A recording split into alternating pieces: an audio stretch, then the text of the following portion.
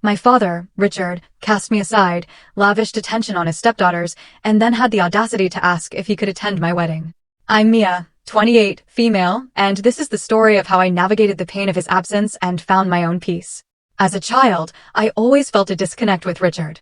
He worked long hours, but it wasn't just his job that kept him distant. He was emotionally unavailable, a shadow in our home. My brother, Ethan, and I rarely felt his warmth. Our mother did her best to hold the family together, but the strain between her and Richard was palpable. Their arguments were relentless, sparked by the smallest things, unpaid bills, forgotten chores, or minor missteps. Richard had a knack for turning every conflict into our fault, making us feel like we were always in the wrong. Still, there were glimmers of connection. Richard introduced me to old Western films, and we'd laugh together at the dramatic shootouts. Those moments were rare, though, fleeting sparks in a sea of tension. Most evenings, he'd return home drained and prickly, snapping at us with cutting remarks. Ethan and I felt like inconveniences in his life. On his better days, when nothing had set him off, he could be gentle.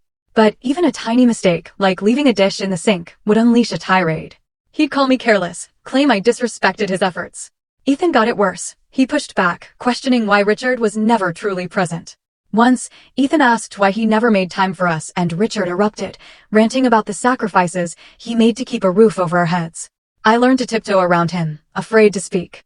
Eventually, the constant friction broke my parents' marriage. My mother filed for divorce, and I hoped Richard might finally step up as a father. I was mistaken. A year later, he remarried without a word to us. I found out about his new wife, Laura, and her daughters, Sophie and Ava, through a cousin. They were at his wedding. Ethan and I were not. The rejection cut deep, and we decided to stop chasing his love. For years, I focused on building my own life. I met my partner, Noah, and found joy in our shared moments. When we got engaged, I briefly considered reaching out to Richard.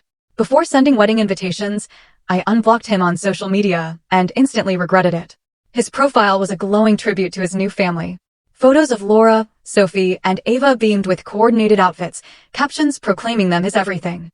He'd never shared such pride for Ethan or me. Worse, I learned he'd taken them on extravagant vacations, something he'd never done for us, and bought them a puppy after denying us even a hamster.